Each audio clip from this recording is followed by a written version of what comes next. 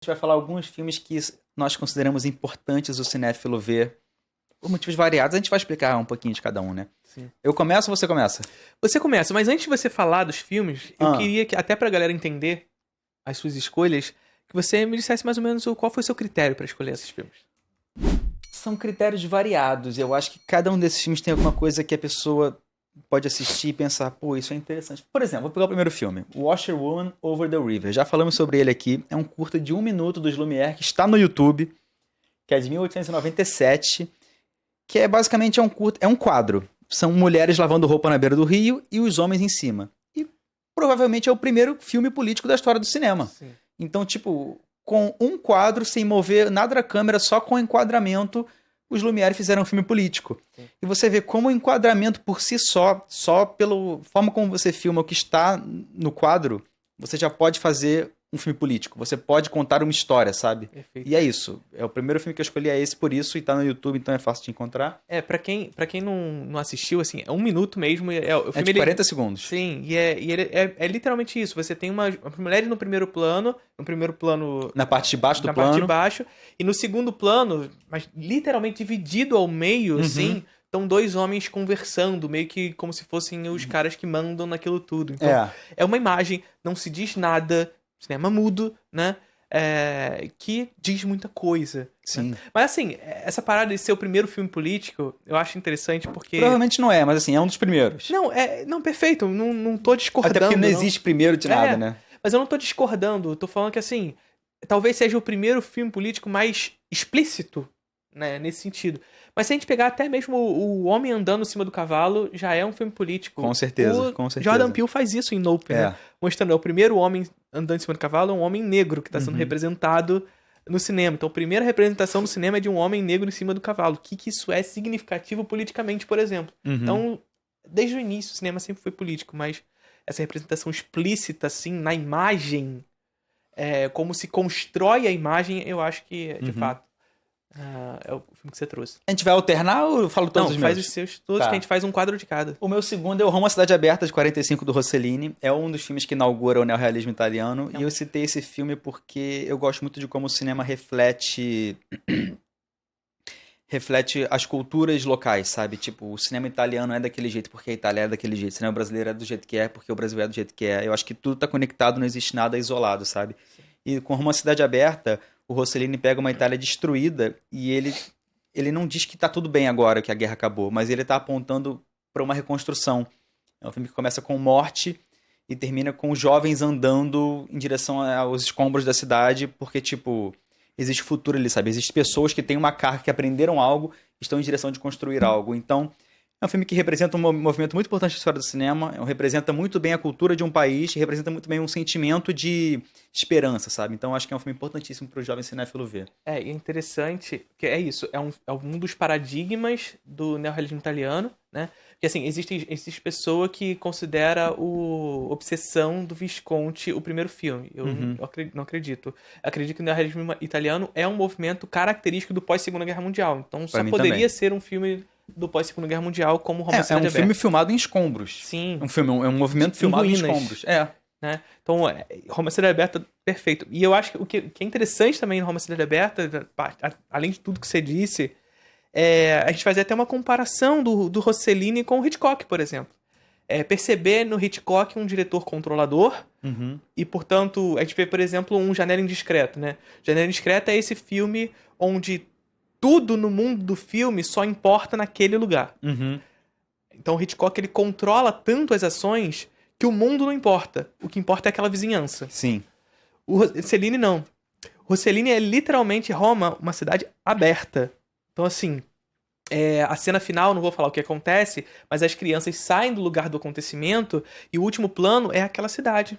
E é muito bonito porque o primeiro plano do filme é o exército fascista marchando. Sim. Então começa com militares marchando, termina com crianças esperançosas não, mas tipo, carregando...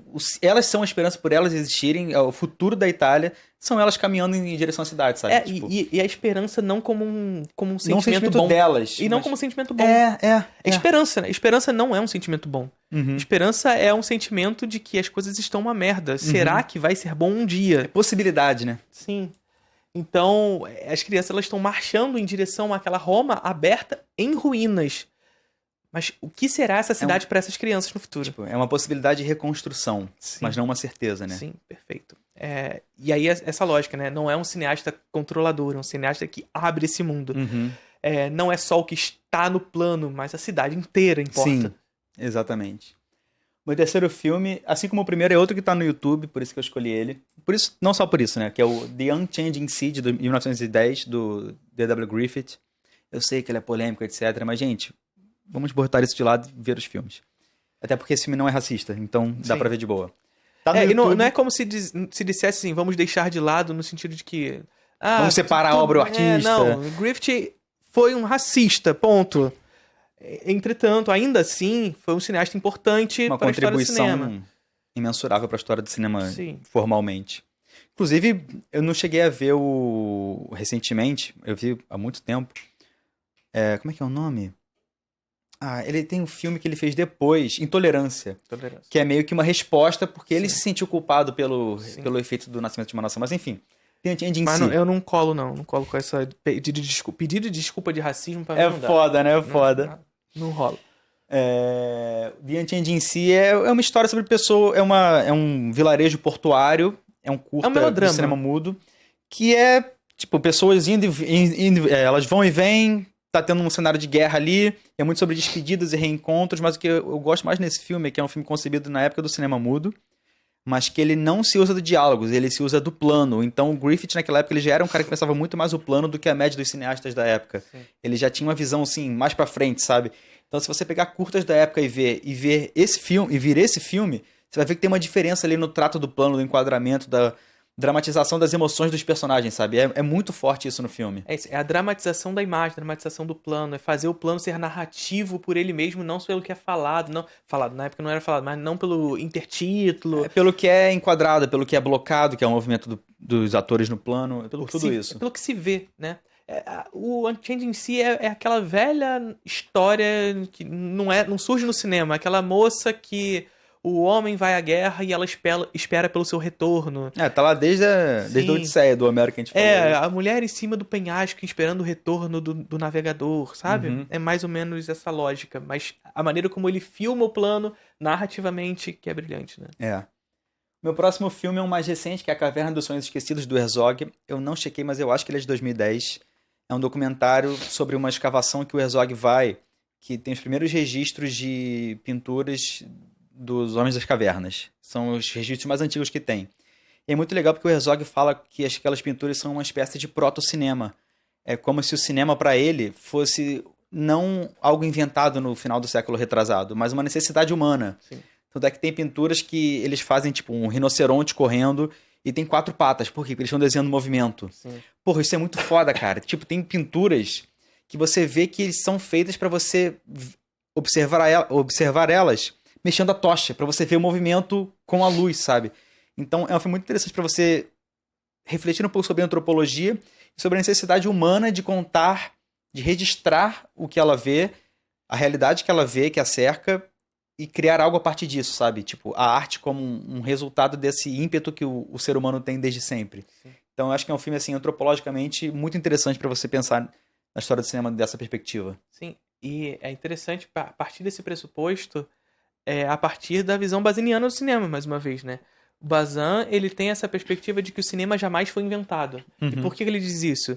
Porque o cinema jamais chegou ao seu desejo, né? Então, assim, o Bazin ele vai sempre dizer que para toda invenção há um desejo anterior. E qual é o desejo pela criação do cinema? Ele até vai citar o mito de Ícaro, isso. Para falar do desejo do humano por voar. Uhum. Né? E aí, enfim, o mito de Ícaro representa de alguma forma o desejo do homem por voar. E aí, a técnica para isso vai se desenvolvendo até chegar o mais perto possível do homem poder voar. Mas ele nunca vai conseguir, porque o homem não tem asas. Uhum. Mas ele criou o avião, sabe? Ele vai na direção de construir técnicas que o botam aos céus, planando, ou seja lá o que for. Mas qual é o desejo inicial do cinema? E aí o Bazin vai falar do mito do cinema total. E ele vai registrar isso muito tempo atrás, justamente essa perspectiva de que lá atrás, desde os Homens das Cavernas, nós já tínhamos um interesse pela representação e pela criação do duplo da natureza. Uhum. Então o cinema já estava desde lá. O cinema já estava nas cavernas. A galera já representava esse duplo da natureza. Só que existia uma limitação técnica. Toda técnica tem idade, aquilo que a gente sempre fala. Toda técnica tem idade, toda técnica tem rugosidades, toda técnica falam sobre o seu tempo e sobre suas limitações. E por isso essa galera não podia fazer, de fato, a tocha se mexendo. Uhum. Porque as limitações técnicas naquele momento não permitiam. Então elas faziam de outras formas para que pudesse ser possível enxergar dessa maneira. Então, assim, a galera já pensava o movimento. Uhum. A galera já pensava o movimento. Por quê? Porque a realidade é em movimento. Né? Então esse é o mito do cinema total. Esse lugar onde nós pensamos indo na direção de chegar nesse mundo em realidade. A representação desse mundo tal como ele é. Uhum. Só que existem limitações técnicas ao longo da história. E a gente vai ver que o caminho da arte, ou melhor, da representação na natureza, vai sempre na direção de que essas técnicas respondam melhor ao que anteriormente foi apresentado para criar esse duplo. Quando eu digo representar melhor, não estou falando que as técnicas são melhores, mas que são melhores para representar. Uhum. Chegam mais próximos dessa realidade. Então, por isso que o André Bazin fala que a técnica no cinema, mas não só no cinema, vai sempre na direção do realismo. Eu sempre brinco com a galera, Matheus, isso é muito interessante, e até pra galera para início de cinefilia, quando a gente se perguntar assim, quando o cinema foi inventado? Qual foi o início do cinema? Porque a gente, no cinema, a gente vai ter nossas respostas, né? Uhum. E quais são as respostas? A gente vai ter lá os Lumière. irmãos Lumière, a chegada no trem na estação, a saída dos homens da fábrica, Uhum. etc e tal, né? Mas será que foi aí que o cinema foi inventado? Pois é, Porque antes basicamente disso... é quando a técnica permitiu que ele fosse concebido, no máximo. E antes disso, não teve o homem em cima do cavalo? E antes do Muybridge inventar o... Como é que é o nome? O bagulho que... Eu esqueci o nome do bagulho que gira, desculpa. Mas antes do Muybridge inventar o bagulho, bem antes da câmera, Uhum. a gente não tinha câmera escura do Leonardo da Vinci? A câmera escura não é um protótipo de cinema? É verdade. E antes de Leonardo da Vinci, o Platão tava falando de alegoria das cavernas. A alegoria das cavernas não é cinema? Não é esse lugar onde as pessoas estão num lugar escuro enxergando um mundo idealizado? Uhum. O mundo metafísico? A galera já tava pensando em cinema. Já tava pensando nesse mundo criado, nessa representação. Já tava. Antes de Platão, não tava os caras fazendo lá nas cavernas as pinturas rupestres? Então o cinema é um desejo muito anterior ao cinema. E eu acho que esse filme é muito representativo nesse sentido, né? O próximo é o meu filme favorito da lista, que é do John Ford, O Céu Mandou Alguém, de 48, com o John Wayne. Por que eu cito esse filme? Eu acho que esse filme, ele é o filme... Tô repetindo o filme pra caralho, hein? Eu acho que esta obra é a ideal pro cinéfilo refletir sobre a complexidade das pessoas. Por quê? É um filme onde tem 3 bandidos presos e eles fogem da cadeia. E eles fogem em direção ao deserto, e no deserto eles encontram uma carroça com uma mulher morrendo e o filho dela recém-nascido. E eles decidem abandonar a missão deles para salvar a vida do bebê. E o filme inteiro são os 3 bandidos tentando sobreviver no deserto com um bebê. Por que esse filme é bom? Porque ele inverte os papéis. Por exemplo, no começo do filme, quando eles estão cometendo as atrocidades deles, tem uma trilha sonora que toca que é típica dos vilões. E conforme esses papéis vão se invertendo, essa trilha que era dos vilões passa a ser tocada quando o xerife tá em cena. Porra, isso é muito foda, cara. O Ford tá basicamente dizendo, cara, até as pessoas mais vis são capazes de atos de amor, e as pessoas que supostamente são boas, são exemplos de justiça e moralidade, como o xerife, são capazes de coisas ruins. E basicamente eu acho que o crítico de cinema, ou o cinéfilo, ou, na verdade todas as pessoas, mas qualquer pessoa que se propõe a ser um agente de interpretação do mundo, ela tem esse dever de aceitar essa complexidade humana, de saber que as pessoas mais vis podem fazer coisas boas e vice-versa, sabe? E o que eu quero dizer com isso? Que não existe nada objetivamente bom, nenhuma pessoa objetivamente boa e pessoa objetivamente massa. Tipo, tem exceções de pessoas horrorosas e tal. Mas assim, as pessoas em geral existe o bom e o mal nelas. E eu acho que é isso que o Ford diz como quase ninguém conseguiu na história do cinema nesse filme. E não é nem só o bom e o mal, né? Mas a perspectiva de que as pessoas são pessoas. Exatamente. São para além do bem e do mal. Exatamente. Em algum lugar, né? Além do bem e do mal. E aí, enfim, eu acho que é interessante esse filme, para além da compreensão das pessoas, é compreender que o cinema também, em Ford aqui, existe uma virada, de certa forma, aí do clássico pro moderno, né? Uhum. Do Ford clássico pro Ford moderno. O clássico, o cinema clássico é esse cinema que é mais bem mal, né? O bom contra o vilão, existe uma linearidade nesse lugar, e o moderno ele vai complexificar essas relações, onde os personagens eles vão ter muito mais nuances, digamos assim, né? Para além do bem e do mal, como você bem disse. A Nova Hollywood explorou muito isso, né? Com Sim. os protagonistas que sempre eram figuras meio dúbias, com alguns problemas e Sim. tal. Perfeito. O meu próximo filme é O Anjo Nasceu, do Júlio Bressani, de 69. Ele queria muito falar do Bressani, gente. Queria muito, sou apaixonado pelo Bressani. Mas eu indico esse filme, mas após a pessoa ver alguns filmes do cinema novo. Por quê? Porque eu acho que o Bressani foi o mais próximo de um Godard que a gente teve no cinema brasileiro. Ele era um cara muito iconoclasta no sentido de pegar o cânone e desconstruir o cânone. Ele era um cara muito destrutivo no sentido de você destruir para construir algo novo. E esse filme é uma resposta ao cinema novo porque ele sentia que o cinema novo já tinha dado o que tinha que dar. E é um filme muito sobre você queimar pontos e construir coisas novas, sabe? É um filme, basicamente um filme manifesto. Tipo, precisamos encontrar um novo caminho, um novo futuro para o cinema brasileiro. E é isso, é muito foda, sabe? Se você já viu algo do cinema novo, veja O Anjo Nasceu, do Bressani. Eu acho que tem no YouTube também, inclusive. Quer falar sobre isso ou posso pular pro próximo? Pode pular. A galera tá falando que Platão seria um diretor atualmente. Capaz. O Platão seria TikToker, gente. Hoje ninguém... Ele ia fazer, como é que é? Live de NPC. Hoje ninguém seria diretor, hoje seria TikToker, pode crer.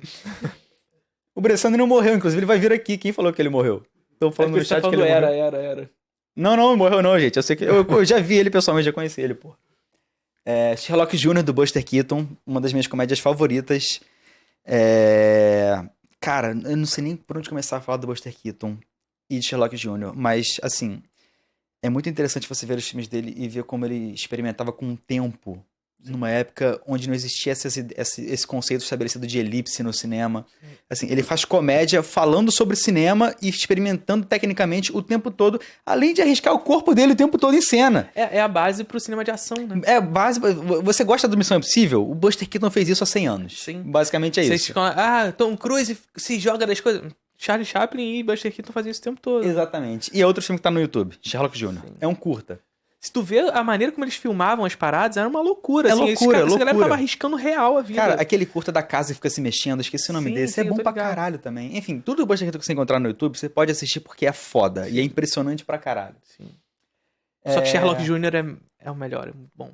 É o melhor, pra mim é o melhor. Chaplin ou Buster Keaton? Eu tenho muita dúvida nessa pergunta. Cara, me dói muito, eu amo muito os dois, mas eu fico com o Buster Keaton só porque ele morreu pobre, fudido, passando fome. Então aí, beleza. Eu fico com pena dele por isso. Porque o Chaplin morreu super reconhecido, premiado. Sim. Mas eu tenho dúvidas muito fortes, porque eu amo o Chaplin também. E ambos foram muito importantes naquele contexto. Muito. O Chaplin, na virada do cinema mudo pro falado, ele foi muito importante, por exemplo. Muito. E o Buster Keaton perdeu esse bonde, né? Sim. Mas perdeu não por ser um mau diretor, por não ter compreendido. Muito por conta dessa falência até. Sim. Enfim. O meu próximo é As Pontes de Madison. É um filme, assim... Eu só queria recomendar Clint Eastwood, gente. Desculpa. As minhas diretoras... Vivo talvez seja meu diretor favorito, provavelmente é. Mas eu acho que é o melodrama definitivo. E a gente fala tanto de melodrama aqui que eu queria recomendar As Pontes de Madison. Assim, é o filme definitivo pra mim sobre... Não existe filme definitivo, né? Modo de dizer.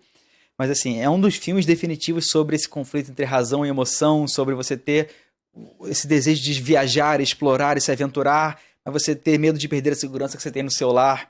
E isso num romance lindo com Meryl Streep e Clint Eastwood em pessoa. Assim, veja esse filme. A Meryl Streep... Pra mim é o papel da vida dela. Não, total. Se você, assim... Sabe o close-up? Né? Técnica que é muito simples, que a gente já falou inúmeras vezes. A gente nem sente o close-up nos filmes. Mas quando tu vê o close-up e a maneira como o Clint Eastwood trabalha o close-up com a Meryl Streep dentro do carro, na cena da chuva... Nossa senhora.